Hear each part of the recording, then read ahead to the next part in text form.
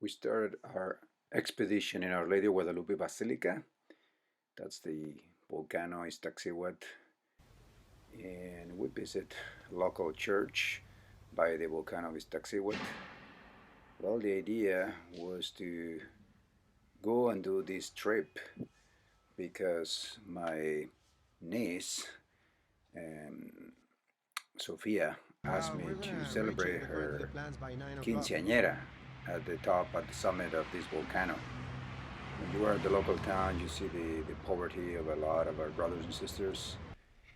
And so we started our expedition not thinking what is coming, you know, just looking ahead on the mountain, thinking it's going to be okay and wonderful. As you can see, the land is dry, it's a little bit windy and cold, and it got colder and colder as we were going uphill, that's for sure.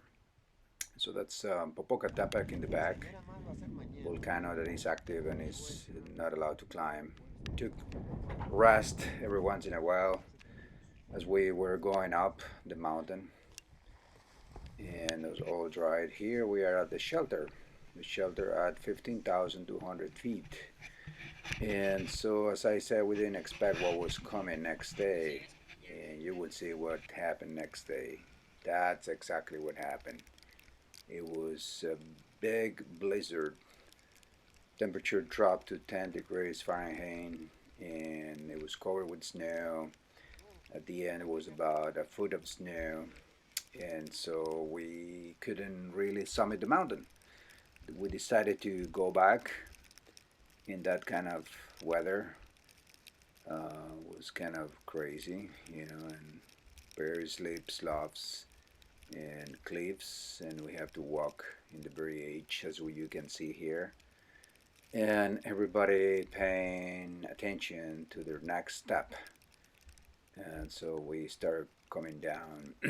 It was my brother, my nieces, and some of my nephews as well, and Rick Burgess from Michigan, and also my friend Tom Salata from Coming. So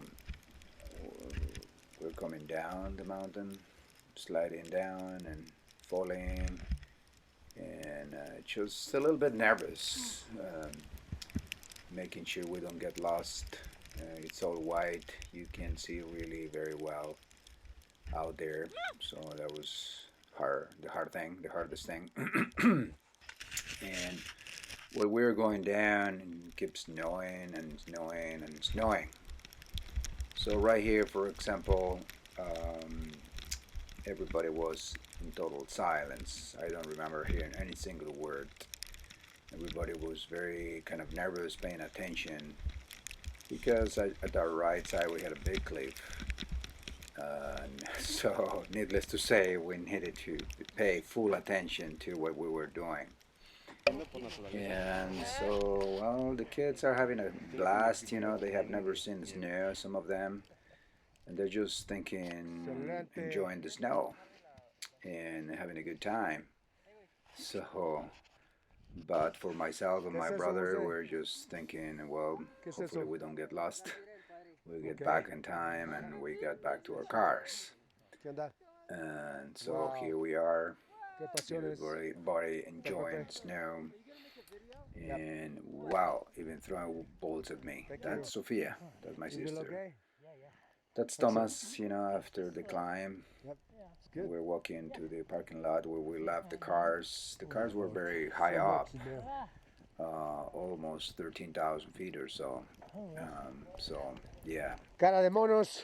And here they are making snowballs and angels on the snow and throwing balls at me. That's not cool. That's not cool. And that's it. You know. So we have to head back after this. And that was also another ordeal, another adventure, going back with no road clouds, obviously, and very slippery. And so walking by the truck, making sure it stays on the tracks, That's a mass that we celebrate out there for my niece, and that's a memorable picture. And everybody out there outside the so-called shelter bunker. That's kind of the blizzard. You hardly see anything. The car, full of snow, and we even came up in the newspapers. Yeah, and that's another photo group. And at the end, my niece Sophia.